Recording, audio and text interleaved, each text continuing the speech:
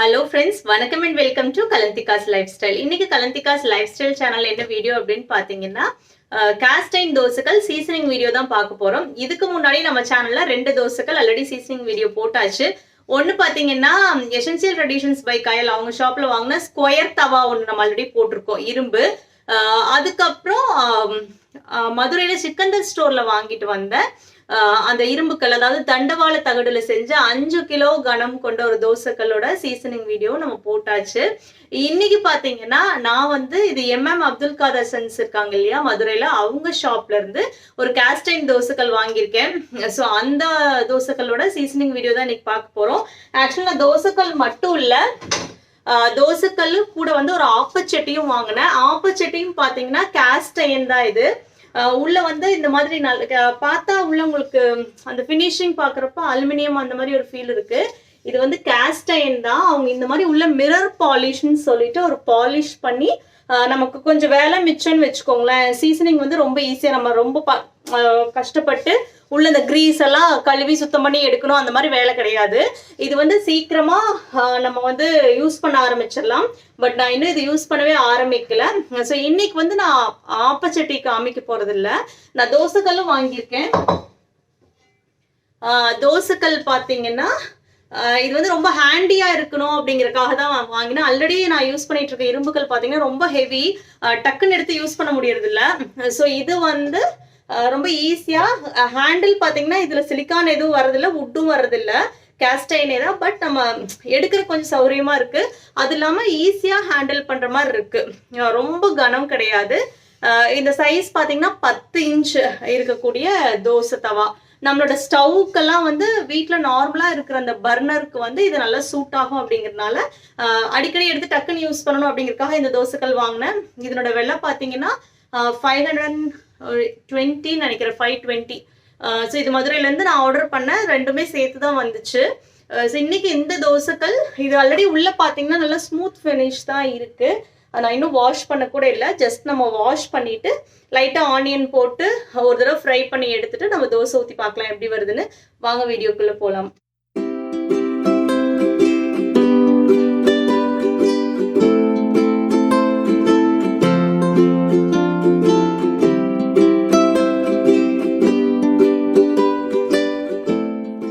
இந்த தோசைக்கல் பார்த்தீங்கன்னா 10 இன்ச் தோசைக்கல்.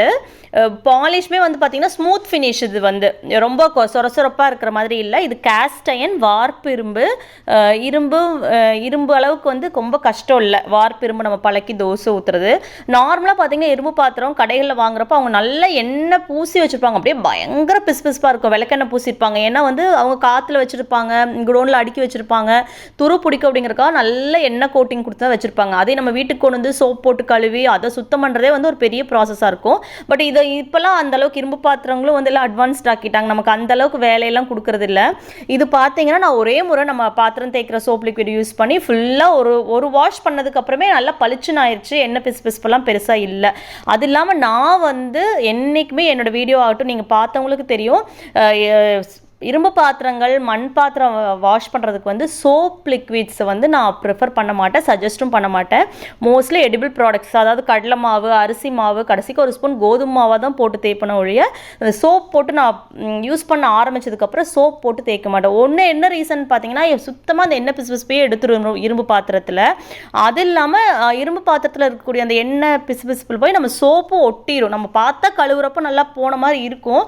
ஆனால் அதில் போய் எண்ணெயில் கண்டிப்பாக ஸ்டெயின்லெஸ் ஸ்டீல் பளிச்சுன்னு ஆகிற அளவுக்கு அதில் ஆகாது. அதனால் முடிஞ்ச அளவுக்கு கடலை மாவு, அரிசி மாவு இந்த மாதிரி போட்டு வாஷ் பண்ணிக்கோங்க. நான் அப்படி தான் ஃபாலோ பண்ணுறேன். இது நல்லா கழுவி தொடச்சிட்டு நீங்கள் இந்த மாதிரி எண்ணெய் கொஞ்சம் ஃபஸ்ட்டு தாராளமாக விட்டுக்குங்க. விட்டு இந்த மாதிரி ஒரு ஆனியனை கட் பண்ணி நல்லா சர்க்குலர் மோஷனில் சுற்றி எப்படி நம்ம தோசை மாவு ஊற்றுவோமோ அதே மாதிரி நல்லா தேய்ச்சி விடுங்க. ஆனியனை கட் பண்ணி அப்படியே கையில் வச்சும் தேய்க்கலாம். அப்படி கொஞ்சம் கைக்கு பற்றும் சூடு அடிக்கும் அப்படின்னா அந்த மாதிரி ஃபோக்கில் குத்தி தேய்ங்க. கீரல் விழுந்துடாமல் பார்த்துக்குங்க. இந்த மாதிரி ஒரு கொஞ்ச நேரம் நல்லா தேய்ச்சதுக்கப்புறம் அதை தொடச்சி எடுத்துருங்க. பாருங்கள், துடைக்கிறேன், ரொம்ப பெருசாக அழுக்கு ஒன்றும் வரல. அது 2 தோசை ஊற்றி எடுத்தாலே அந்த அழுக்கெல்லாம் போயிடும். சுத்தமாக தொடச்சிட்டு கவனமாக செய்யுங்க. தொடச்சி முடிச்சதுக்கப்புறம் நம்ம தோசையை ஊற்றிக்கலாம். இரும்பு பாத்திரத்தை பொறுத்த வரைக்கும் எண்ணெய் எந்த அளவுக்கு ஊற்றுறீங்களோ அந்த அளவுக்கு அந்த பாத்திரம் சீசனிங் ஆகும். எண்ணெயே கண்ணில் காட்டாமல் செய்யணும் அப்படின்னா ஸ்டார்டிங்கில் இரும்பு பாத்திரம் அதுக்கு ஒத்து வராது. கொஞ்சம் எண்ணெய் தாராளமாக விட்டு பழக வரைக்கும் அது எண்ணெய் ஊற்றுங்க. தோசை ஊற்றிட்டு ஃபஸ்ட்டு தோசை ஊற்றணுன்னே நான் எக்ஸ்பெக்ட் பண்ணது வந்து இவ்வளோ ஸ்மூத்தாக தோசைக்கல் இருக்குது, தோசை டக்குன்னு விட்டு எந்திரிச்சு வந்துடும் நினச்சேன். பட் அது ஃபெயிலியர் தான். ஆனால் அப்படி வராது. ஏன்னா இப்போ தானே எண்ணெய் ஊற்றி ஃபஸ்ட்டு டைம் ஊற்றுறோம். சைடில் கூட வந்துச்சு, நடுவில் வந்து சுத்தமாக பிடிச்சிருச்சு, எந்திரிக்கவே இல்லை தோசைக்கு பார்த்தீங்கன்னா. அப்புறம் இன்னொன்று பார்த்துக்கோங்க, எப்போவுமே இரும்பு பாத்திரம் வந்து சூடாக இருக்கிறப்ப தண்ணி ஊற்றாதீங்க. வாஷ் பண்ணுறக்காகட்டும் கொஞ்சம் நேரம் ஆற வச்சதுக்கப்புறம் க்ளீன் பண்ணுங்கள். நான் இதுவே பார்த்தீங்கன்னா ஸ்டவ் ஆஃப் பண்ணிவிட்டு அதுக்கப்புறம் கொஞ்ச நேரம் ஆற வச்சு தண்ணி ஊற்றி தான் நடுவில் இருக்கிறதெல்லாம் சுத்தமாக எடுத்தேன். நீங்கள் போட்டு தோசை கரண்டி வச்சு சுரண்டி எடுக்காதீங்க, கீரல் விழுந்துடும். அப்புறம் மறுபடியும் தோசை எந்திரிக்காது. செகண்ட் டைமும் இதே ப்ராசஸ் ரிப்பீட் பண்ணேன், மறுபடியும் கல் பிடிச்சிருச்சு.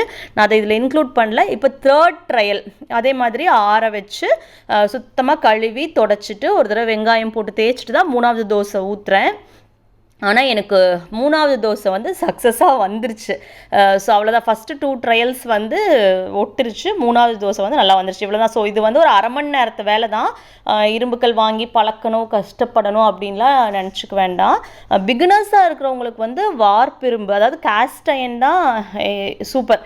ஏன்னா நல்ல எக்ஸ்பீரியன்ஸ்டானவங்களுக்கு வந்து இந்த இரும்புக்கல்ல பழக்கிடுவாங்க. பட் வார்ப்பிரும்பு வந்து இந்த மாதிரி பிகினர்ஸ், கேஸ்ட் அயன் வந்து பிகினர்ஸ்க்கு வந்து ரொம்ப சூப்பராக யூஸ் ஆகும். ஸோ நீங்கள் இப்போ தான் இரும்பு பாத்திரத்துக்கு இன்ட்ரடியூஸ் ஆகிறீங்கன்னா இந்த மாதிரி கேஸ்ட் அயனில் கண்டிப்பாக தோசைக்கல் வாங்கலாம். 3வது தோசை பாருங்கள் அப்படியே அழகாக விட்டு வந்துருச்சு தோசைக்கல்லேருந்து. ஸோ எப்போவுமே ஊற்றி முடிச்சதுக்கப்புறம் ஒரு காட்டன் கிளாத்தோ இல்லை ஒரு டிஷ்யூவோ போட்டு தோசைக்கல்லில் மீதி ஒட்டிகிட்டு இருக்கிற எண்ணெயெல்லாம் சுத்தமாக தொடச்சிட்டிங்கன்னா அதில் வந்து டஸ்ட்டெல்லாம் ஒட்டாது, அந்த எண்ணெய் ஸ்மெல்லும் வராது. தோசைக்கல் 2-3 நாள் எடுக்கலினா கூட தொடச்சிட்டு ஒரு மூடி, தோசைக்கல்லுக்கு அளவாக ஒரு மூடி போட்டு அந்த மூடி வச்சிட்டிங்கன்னா தோசைக்கல்லில் டஸ்ட்டும் ஒட்டாது. தினம் சோப் போட்டு கழுவிட்டே இருந்தீங்கன்னா அந்த கல் வந்து அப்புறம் ஆயில் பிசுப்பே இல்லைன்னா தோசை சரியாக வராது. ஸோ கண்டிப்பாக புது தோசைக்கல் வாங்கணும் அப்படிங்கிறவங்களுக்கு இது ஒரு கைட் மாதிரி தான் இருக்கும்னு நினைக்கிறேன். வாங்கி நீங்களும் யூஸ் பண்ணுங்கள். நான் மதுரை அப்துல் காதர் சன்ஸ்லேருந்து வாட்ஸ்அப் வழியாக தான் ஆர்டர் பண்ணி வாங்கினேன். நீங்களும் ட்ரை பண்ணி பாருங்கள். தேங்க்ஸ் ஃபார் வாட்சிங். பாய்.